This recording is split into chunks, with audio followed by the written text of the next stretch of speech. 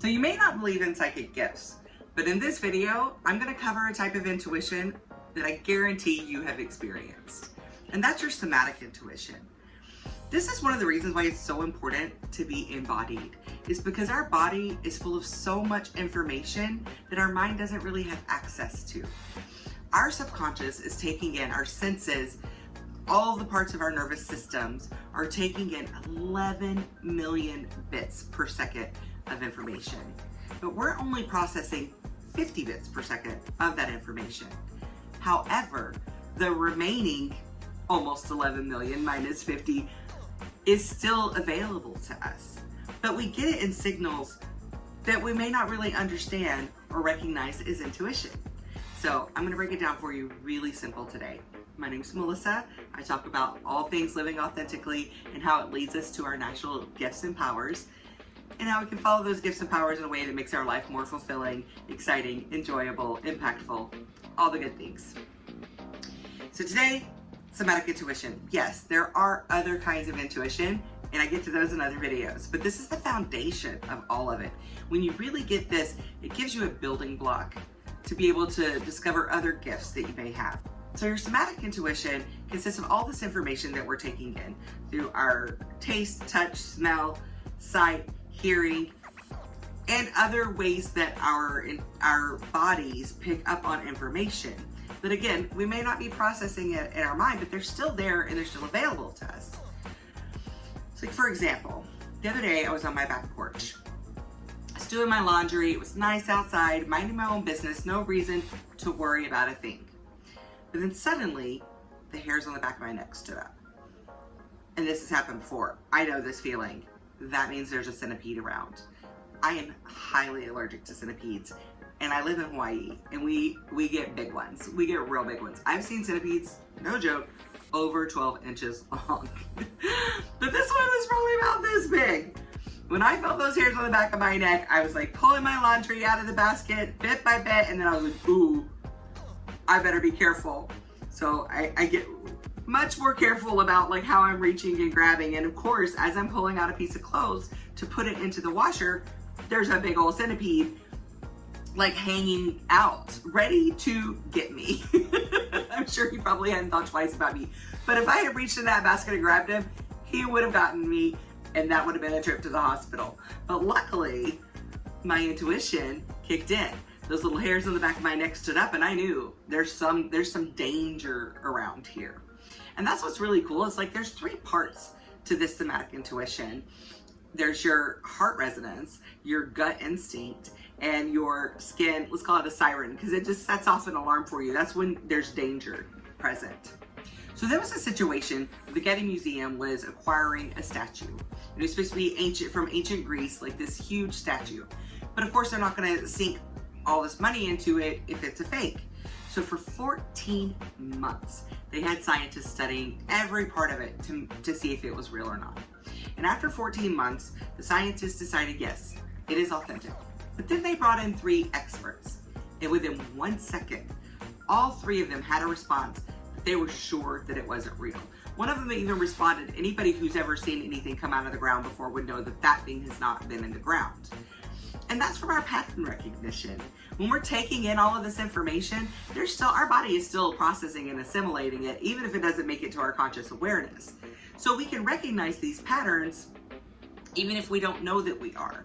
And this is called the blink phenomenon. That in a blink of a second, like our intuition can tell us something that our mind, no matter how much we analyze it, it can't tell us these things.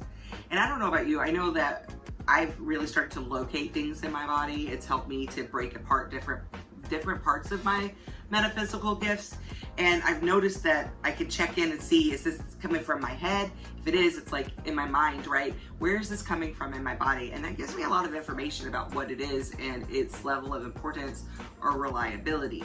But I know that when I get a gut reaction about something or an immediate understanding about something, and then I take it into my head, I usually use logic to talk myself out of it. But the reality is that initial instinct is the most reliable one that we have. And a lot of people wonder, like, how do I know it's not anxiety or some other pattern that's causing me to think this way? And the thing is like, because it's usually not your initial reaction. That first second, that blink, that's when your intuition is speaking to you. Whatever happens after that is your mind interpreting the intuition. So this breaks down into 3 parts. We have the gut instinct, which we all know very well, right? And it's about like what's to ingest, like what we can take in. Is this thing safe? And if you think about it from an evolutionary stance, we would have had to have some sort of signal letting us know what we could ingest and what we could not ingest, what animals we could interact with and what animals not to interact with. And we could look at something and there would be that gut instinct.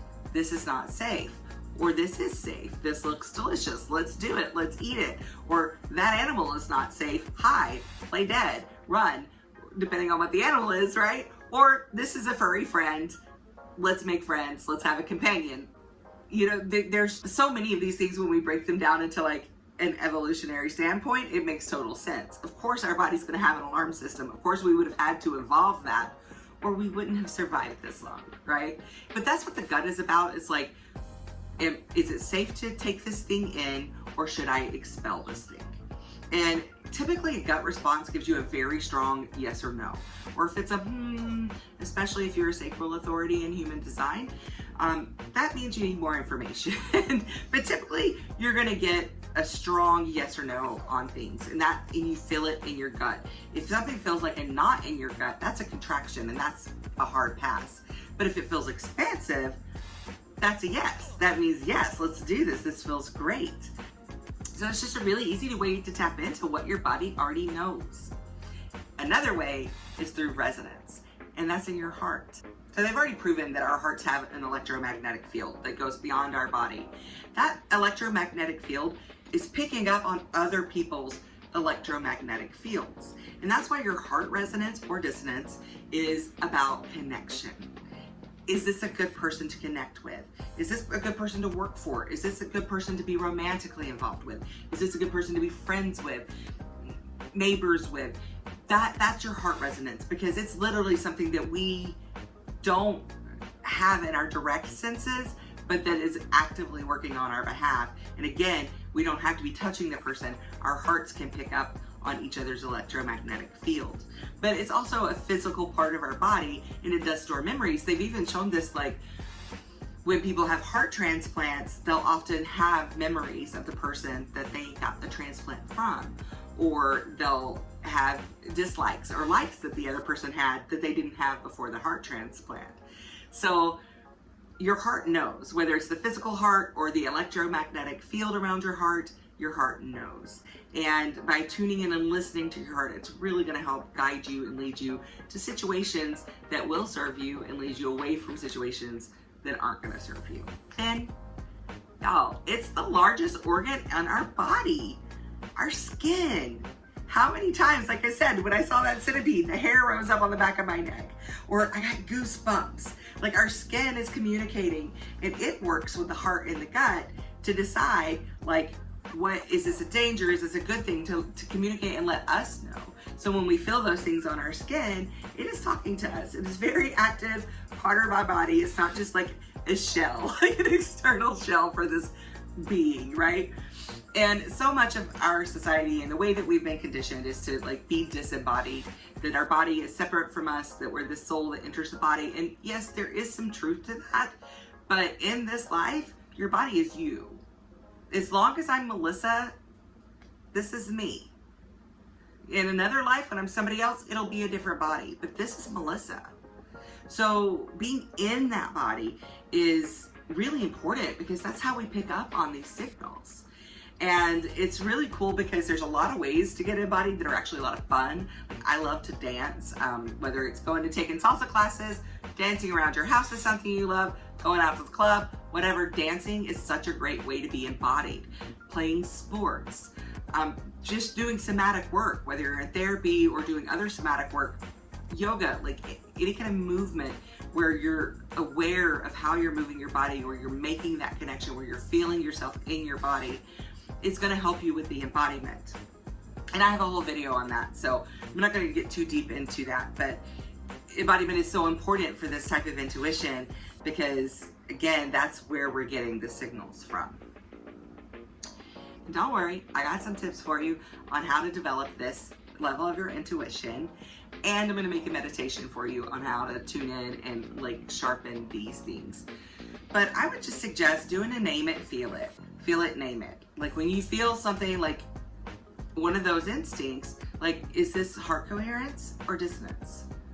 Is this like a gut instinct? Is this safe or is this not safe? By checking in, where do I feel this? Do I feel this in my heart? Do I feel this in my gut? Do I feel chills? Just by naming it, it helps bring your awareness to it and just kind of trains you to track it better. It makes it part of just how your brain is wired and works, is to go ahead and check in when you feel something, to check into where you're feeling it. And you can do this if you want to journal it. That will be really helpful if you want to track it and be like, oh, I felt this in my heart today and then this happened. That can help you to discover patterns that you are able to, that are in your conscious awareness, so that when you are in your mind, you can use that to your advantage as well. But just by naming it, like consciously feeling it and naming it, it will train you to listen to this better. And again, it's so important because this somatic intuition is the foundation for all of our intuition. That's the thing, is we can really overcomplicate these psychic gifts and intuitive gifts, but it really isn't that complicated when you break it down. If you think intuition, oh, it's so vast, there's so many different parts. But when you can break it down into, okay, this is my somatic intuition, this is my transpersonal intuition, this is how these things are coming in, so I could recognize them, it just really simplifies it to where it's not so mystical. It's not so strange or difficult to understand. And I'm here for you. That's what I'm here to do for you, to do with you. So I created a video on the clairs, and it goes through the different ways that we receive transpersonal intuition, and a video about transpersonal intuition. So stay tuned, you'll get those next. If you want to be the first to know when they come out, hit that notification bell. Of course, like, subscribe, share, comment. I want to hear from you in the comments, please. If you've experienced one of these somatic intuitions, tell me about it. I want to hear about it. I'll keep showing up, you keep showing up, and we're just going to keep growing through this together. Thank you so much for being here. I will see you in the next video.